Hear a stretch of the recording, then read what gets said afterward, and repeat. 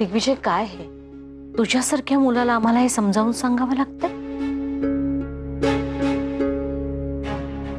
अरे आतापर्यंत कायम लढत आलायस तू, एखादा योद्ध्यासारखा प्रत्येक क्षणी, आणि आज खरी गरज आहे लढण्याची, तर तू शस्त्रच टाकून दिलीस.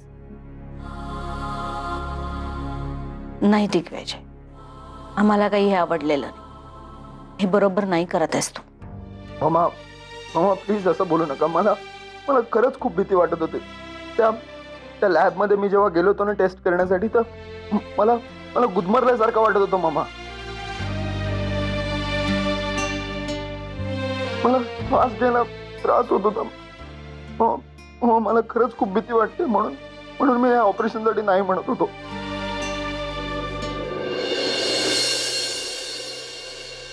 हो मला असं वाटत होतं ना की मी एकटाच कुठेतरी असं अडकलोय. आणि दिग्विजय, ऑपरेशनच्या आधी टेस्ट केल्या जातात, ते आवश्यक असतात, आणि हे सगळं तू पॉझिटिव्हली घ्यायला हवं. तुझ्यासाठी चाललंय ना हे सगळं? ओके. आणि अरुणने किती कष्ट घेतले तुझ्यासाठी, तिच्यासाठी तरी. डॉक्टर आता तुम्हीच काहीतरी करा. दिग्विजयना ऑपरेशन साठी तुम्हीच तयार करा प्लीज. मिसेस सरंजामे, मी तुम्हाला सर्कशीतला जादूगर किंवा एखादा मांत्रिक वगैरे वाटलो की काय? की तुमच्या नवऱ्यावर जादू केली की तुमचा नवरा ऑपरेशन साठी तयार होईल? हे पहा, ऑपरेशन सक्सेसफुल होण्यासाठी जशी चांगल्या डॉक्टरची गरज असते, तशी पेशंटच्या इच्छाशक्तीचीही गरज असते. ऑपरेशन मध्ये पेशंट अस्वस्थ असला किंवा त्याची मनस्थिती बरी नसली तर प्रॉब्लेम्स येऊ शकतात. बीपी फ्लक्च्युएट होतं, ऑपरेशन मध्ये कॉम्प्लिकेशन्स निर्माण होऊ शकतात. त्यामुळे मिस्टर सरंजाम्यांच्या मनातली भीती जोपर्यंत जात नाही तोपर्यंत आपण काहीही करू शकत नाही.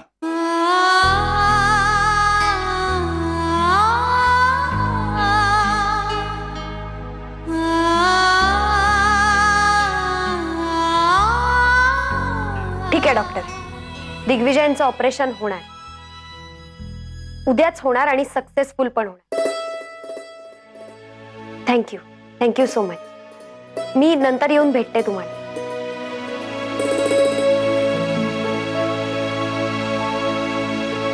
राधिका काकू, आई, अमर भाऊजी, तुम्ही तिघही आता घरी गेलात तरी चालेल, काहीही काळजी करू नका. अगं पण अरू, असं दिग्विजयला एकटं सोडायचं म्हणजे? माझ्यावर विश्वास आहे ना.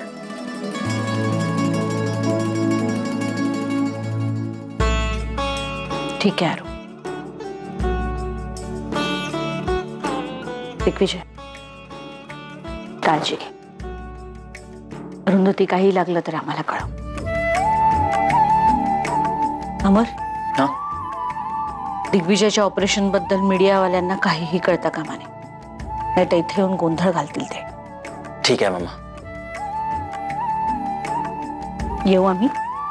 काळजी करायची नाही. दादा काळजी घे.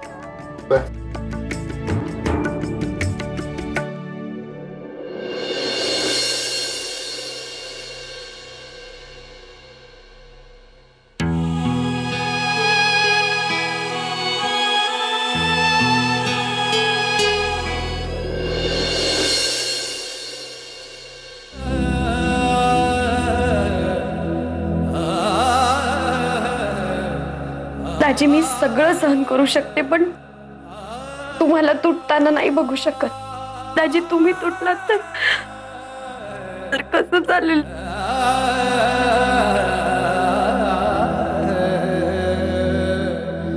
मी नका काळजी करू दाजी.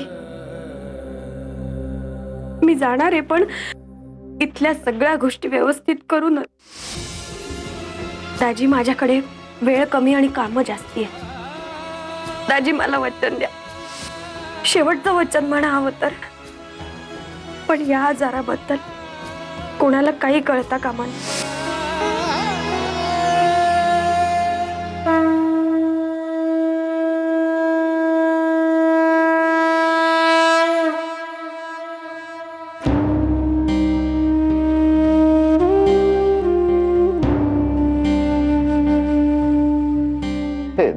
त्यानं ना गेली 40 वर्ष मी हिमाने इतबारे जागीरदारांची चाकरी करतोय, तर त्यांचं मीठ म्या खाल्लंय.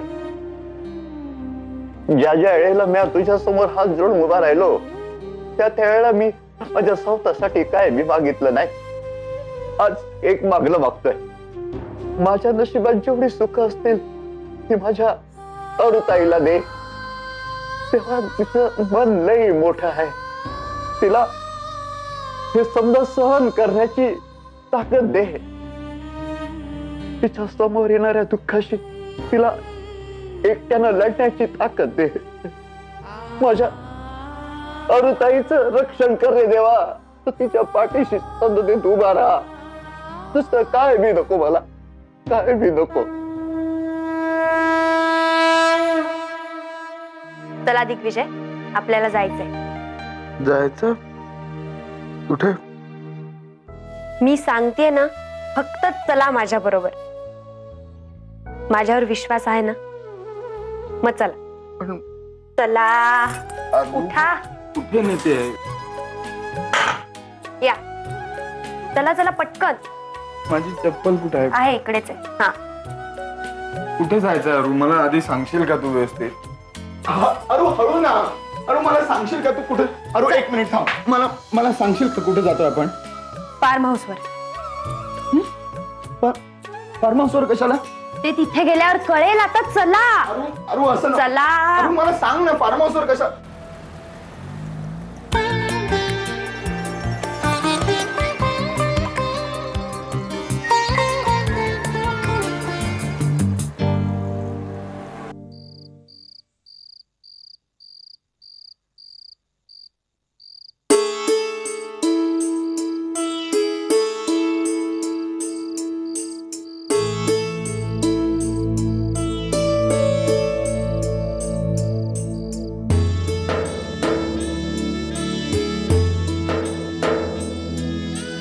मी खूप कमी वेळ आली आहे इथे, पण जेव्हा आली आहे तेव्हा स्वप्नात असल्यासारखं वाटतं. दिग्विजय, तुम्ही कधी या गवतावरून अनवाणी चाललाय? हे गवत अनवाणी पायांना खूप वेगळाच अनुभव देत असत, हो ना? या बसा.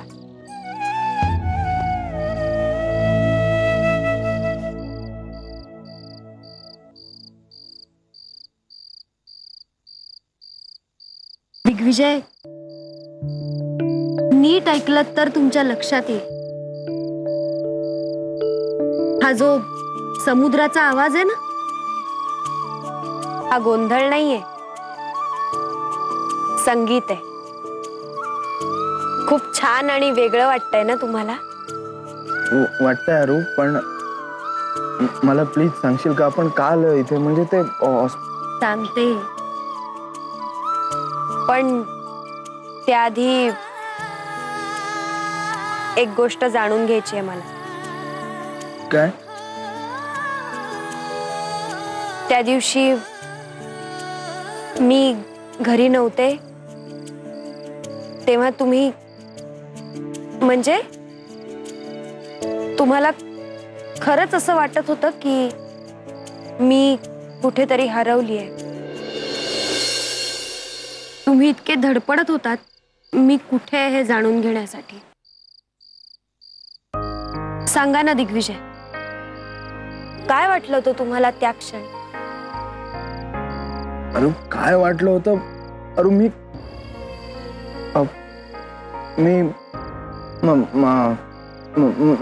मला नाही आठवत आहे काय वाटलं होतं ते मला त्या दिवशी.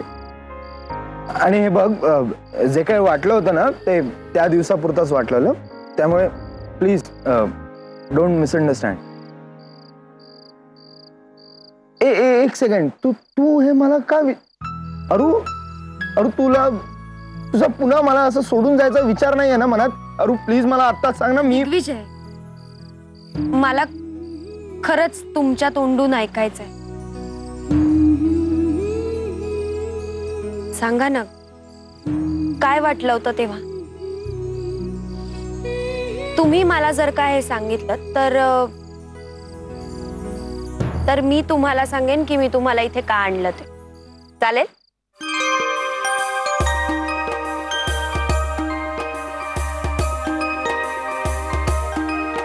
नसतेस घरी तू जेव्हा, नसतेस घरी तू जेव्हा, जीव तुटका होतो, जगण्याचे विरती धागे, संसार फाटका होतो. नसतेस घरी तू जेव्हा, जीव तुटका होतो, जगण्याचे विरती धागे, संसार फाटका होतो. नसतेस घरी तू जेव्हा, नभ फाटून वीज पडावी, कल्लोळ तसा ओढवतो. नभ फाटून वीज पडावी, कल्लोळ तसा ओढवतो. ही धरा दिशाहीन होते, ही धरा दिशाहीन होते, अंचंद्र पोरका होतो. नसतेस घरी तू जेव्हा.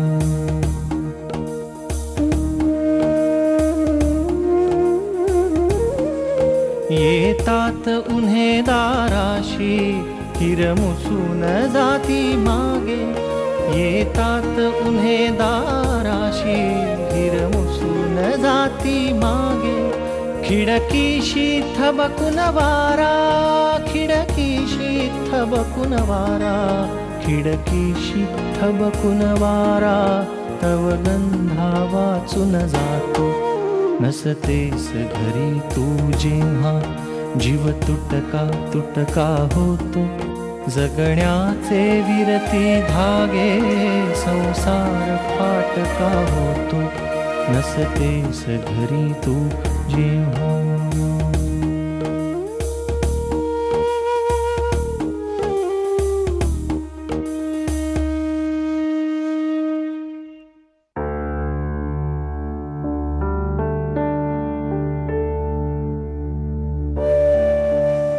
उठा दिग्विजय.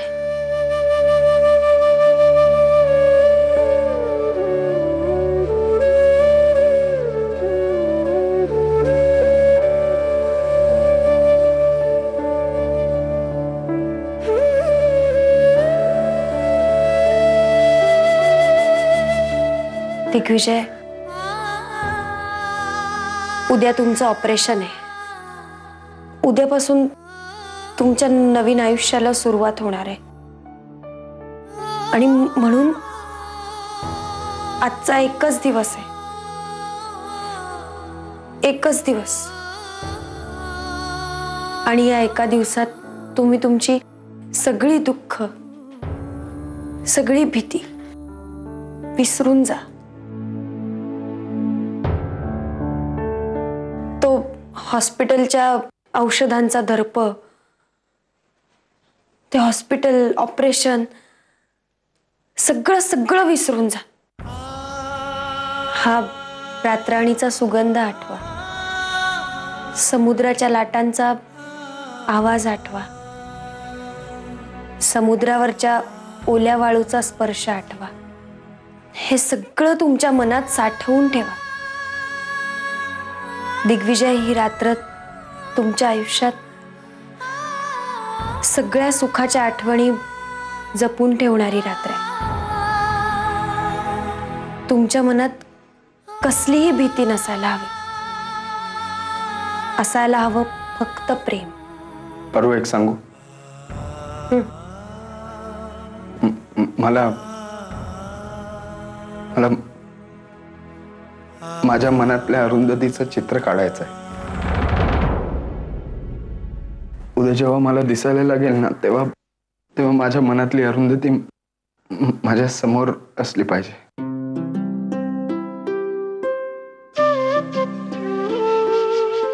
चालेल, तुम्हाला हवी तशीच अरुंधती तुम्हाला दिसणार आहे.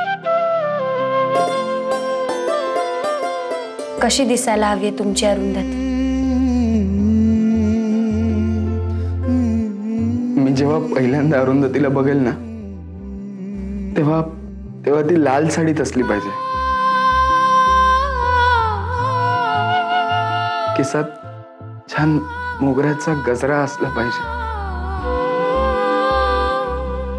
तिच्या पायात आहे ना पैंजण असली पाहिजे आणि ते किती तपक्या पावलांनी आली ना तरी त्याची जाणीव फक्त मला झाली पाहिजे.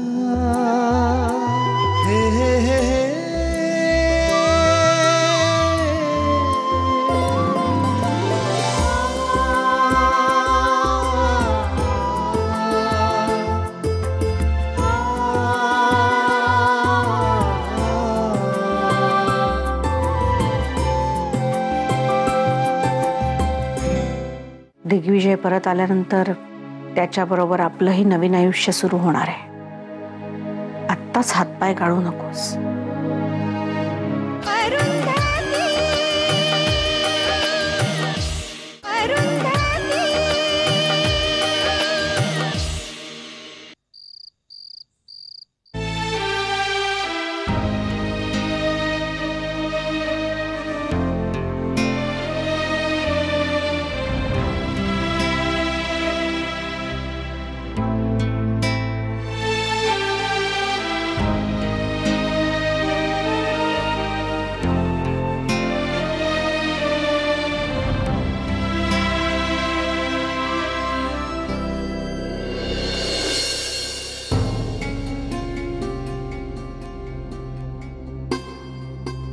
इतक्या रात्री कोणाला फोन करताय पद्मिनी ताई? सगळं काही ठीक आहे ना? नाही, कोणाला नाही. तू अजून जागी झोपले नाहीस का? आजची रात्र मला नाहीच झोप येणार. मलाच काय घरातल्या कोणालाच येणार नाही. तुम्ही सुद्धा जाग्याच आहात की?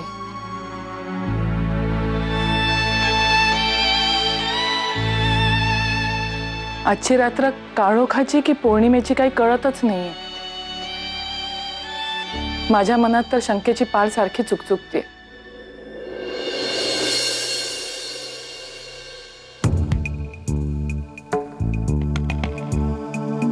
राधिका, उगाच काहीतरी भलतं सलतं मनात आणू नकोस प्लीज.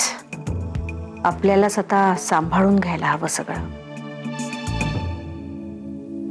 दिग्विजय परत आल्यानंतर त्याच्याबरोबर आपलंही नवीन आयुष्य सुरू होणार आहे. आत्ताच हातपाय गाळू नकोस.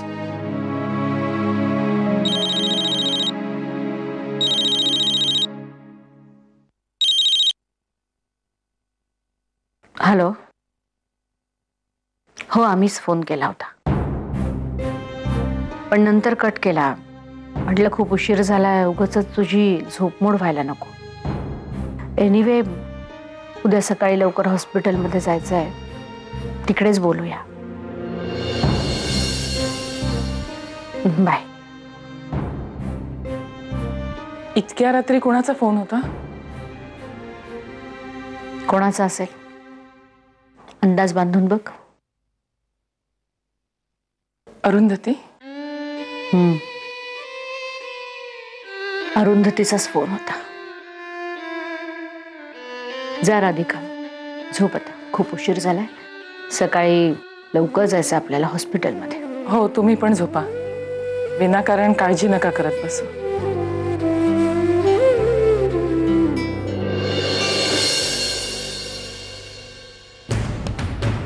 हे सगळं कसं होणार आहे हे तुलाच माहिती रे बाबा. आता दिग्विजय बरोबर अरुची काळजी तुलाच घ्यायची.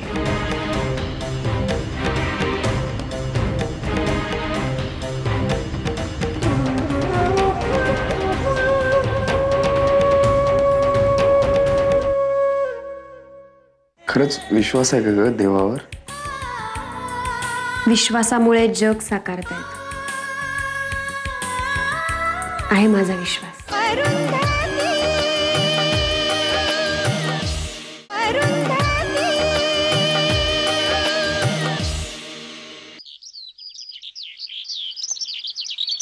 चला निघायचं का? हो दिग्विजय, आज तुमचं खूप मोठं ऑपरेशन आहे. ह्या ऑपरेशनच्या आधी देवाचे आभार मानायला हवेत. हो.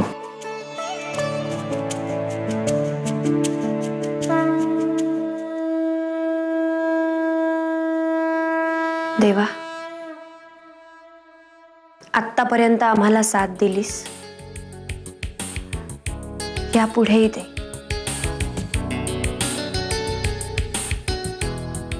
अरू, तुझा खरंच विश्वास आहे का ग देवावर? विश्वासामुळे जग साकारता येतं. आहे माझा विश्वास. चला चला, तुम्ही थांबा, मी लगेच टॅक्सी बघून येते. हा, ठीक आहे. आलेच.